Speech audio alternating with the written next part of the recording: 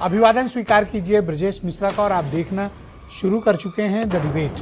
बहनों भाइयों, उत्तर प्रदेश की सबसे ताकतवर political party ruling party Bharatiya Janata party में संगठन में बड़े बदलाव की बात चल रही है। सरकार में भी मंत्रिपरिषद में फेरबदल की बात चल रही है। मंत्रियों के पोर्टफोलियो और उनको डिपार्टमेंट एलोकेशंस के परिवर्तन की बात चल रही है। ये बताया जा रहा है कि कुछ लोग मंत्रिपरिषद से संगठन में आएंगे और कुछ संगठन से मंत्रिपरिषद में जाएंगे। तो क्या उत्तर प्रदेश में भारतीय जनता पार्टी अब 2027 की तैयारी में जुट गई है? जवाब है हाँ। तो ये तैयारी किस लेवल की है, आज इस विषय पर चर्चा करेंगे। बहन भाइयों, उत्तर प्रदेश में पंकज चौधरी को जब से भारतीय जनता पार्टी ने अपना उत्तर प्रदेश यूनिट का अध्यक्ष बनाया है, उन्होंने संगठन स्तर पर अपनी बृहद तैयारियां शुरू कर दी हैं। संगठन में बदलाव और मंत्रिपरिषद के फेरबदल की ये चर्चा कल से बहुत तेज और जोर पकड़ रही है। उसका कारण क्या है कि प्रदेश अध्यक्ष पंकज चौधरी का उत्तर प्रदेश के मुख्यमंत्री योगी आदित्यनाथ से मुलाकात और एक विस्तृत मीटिंग चली। सामान्य तौर पर इसके पहले के अध्यक्ष भूपेंद्र चौधरी और मुख्यमंत्री की बहुत ही कभी कभार की मुलाकातें होती थी, लेकिन पंकज चौधरी ने अब मुख्यमंत्री से मुलाकात के बाद अब संगठन में फेरबदल की तैयारियां शुरू कर दी हैं। यानी वो नए संगठन नए सिरे से अपनी टीम के निर्माण का काम करेंगे। तो पंकज चौधरी की टीम में कौन कौन होगा, कौन उपाध्यक्ष होंगे? और बीजेपी में सबसे ताकतवर पोस्ट होती है महामंत्री की।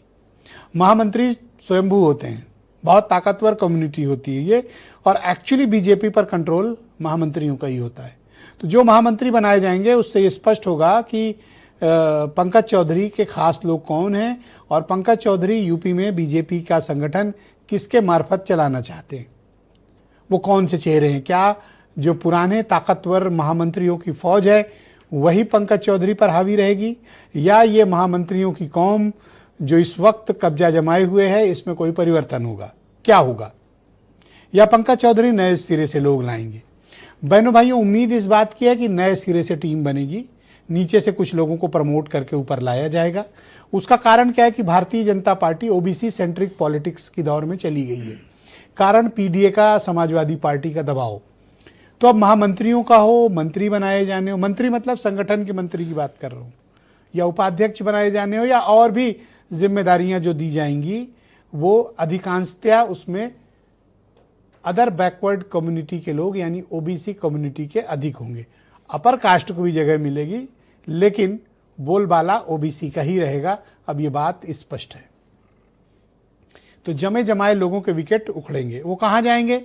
अब कहीं भी जाएं, लेकिन पंकज चौधरी अपनी टीम बनाएंगे।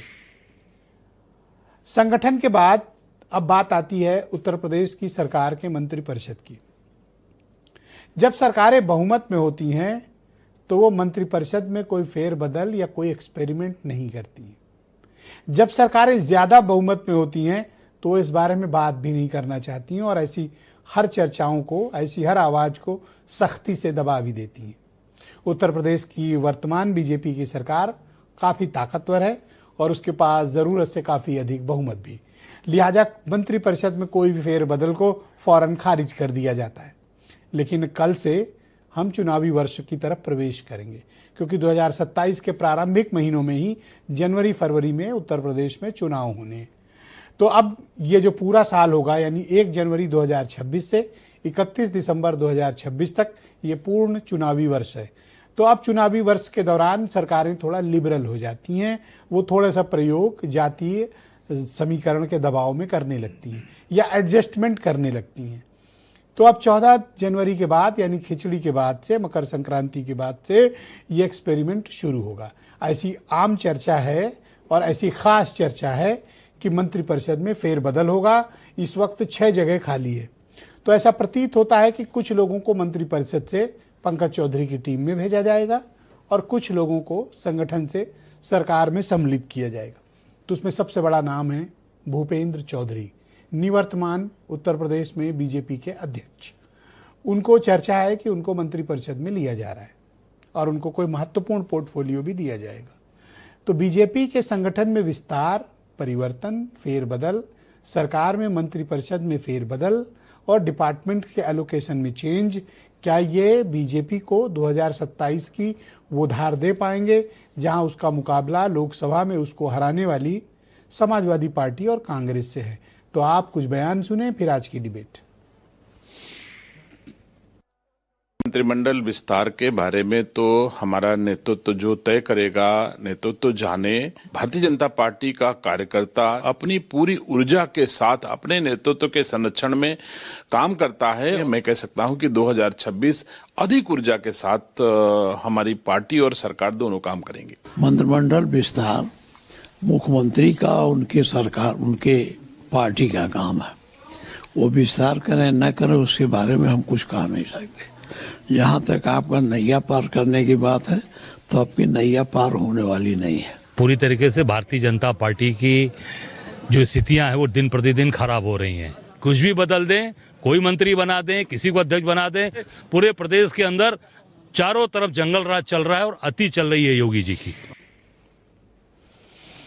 तो बहनों भाइयों, आज की इस पर चर्चा को आगे बढ़ाएंगे। रत्नाकर सिंह भारतीय जनता पार्टी के प्रवक्ता हैं, हमारे साथ कार्यक्रम में मौजूद हैं। दीपक रंजन समाजवादी पार्टी से हैं। सुरेंद्र राजपूत कांग्रेस कमेटी के प्रवक्ता। अशोक सिन्हा जी राष्ट्रीय स्वयंसेवक संघ से समर्थित और एक इंडिपेंडेंट विचार रखने वाले व्यक्ति हैं। रोहित अग्रवाल राष्ट्रीय लोकदल के प्रवक्ता और प्रदेश व्यापार सभा के आरएलडी के अध्यक्ष हैं।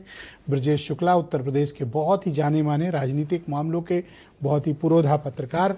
और वीरेंद्र सिंह जी हमारे स्टेट हेड। बहुत शुक्रिया, धन्यवाद, नमस्कार। तो